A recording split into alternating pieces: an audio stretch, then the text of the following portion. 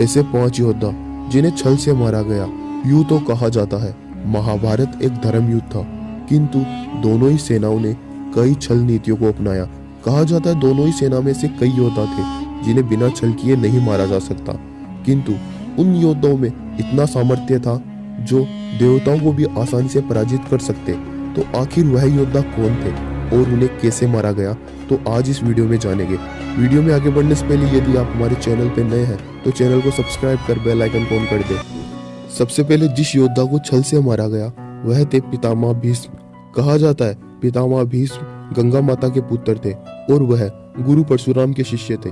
और इसी कहानी में एक बार तो गुरु परशुराम और पितामह भीष्म में युद्ध हो गया। दोनों इतने पराक्रमी थे कि उनके युद्ध का कोई अंतराल और कोई अंत नहीं था। इसी कारण उनके दिव्य अस्त्रों का पराक्रम पूरे संसार के लिए विनाशक साबित हो गया। इसे रोकने के लिए स्वयं देवताओं को आना पड़ा। इसके पश्चात जब महाभारत युद्ध प्रारंभ हुआ तो कौरव सेना ने अपना सेनापति पितामह भीष्म को ही बनाया। कहा जाता है उनके शौर्य और पराक्रम से दुर्योधन परिचित था, इसीलिए पांडवों की उन्होंने सेना को एक ही पल में तबाह कर दिया।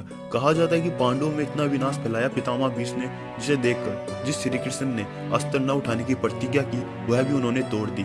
कहा जाता है शिखंडी का सहारा लेकर श्री कृष्ण और पांडवों ने पितामह भीष्म को छल से मार दिया और उनको सरसैया पर सुला दिया गया। इसके पश्चात गुरु द्रोण कौरवों के नए सेनापति बने। कहा जाता है गुरु द्रोण कौरव और पांडवों को अस्त्र शस्त्र का ज्ञान दिया था।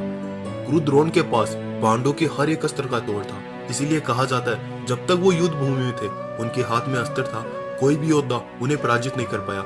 उन्होंने भी पांडवों की सेना को बहुत ही ज्यादा नुकसान पहुंचाया। कहा जाता है इसी कारण स्वयं श्री कृष्ण ने पांडवों के साथ मिलकर उनके साथ एक छल किया।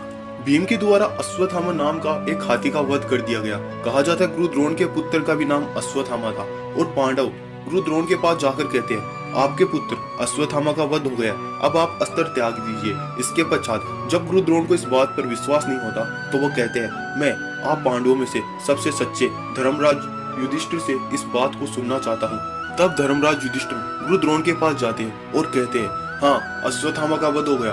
वह हाथी का स्वर बहुत ही धीमी गति में बोलती है जो गुरु द्रोण को सुन नहीं पाता और इसी कारण गुरु द्रोण अपने अस्त्र को त्याग देते।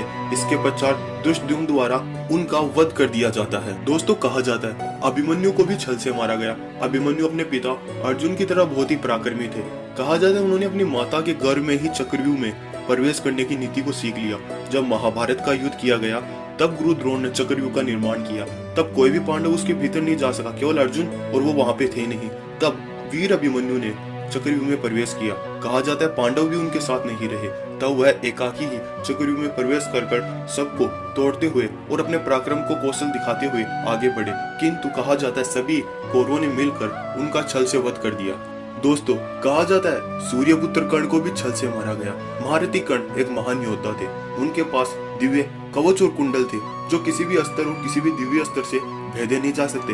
कहा जाता है जब तक ये कर्ण के पास थे ये कर्ण के लिए अमृत के समान थे। ये बात स्वयं श्री कृष्ण जानते थे कि कर्ण के कवच कुंडल उनके लिए अमृत है। इसी कारण वह इंद्रदेव के साथ मिलकर कर्ण से सर्वप्रथम उनके कवच और कुंडल को दूर किया। इसके पश्चात भी दोस्तों कई ऐसे अवसर आए जब महारथी कर्ण अर्जुन का वध कर देते, किंतु श्री कृष्ण ने अपनी माया से अर्जुन के प्राण बचा लिए। कहा जाता है आखिर में जब महाभारत का युद्ध हुआ तब कर्ण के रथ का पहिया जमीन में धंस गया। तब श्री कृष्ण ने उसी छल से अर्जुन से कर्ण का वध करवा दिया।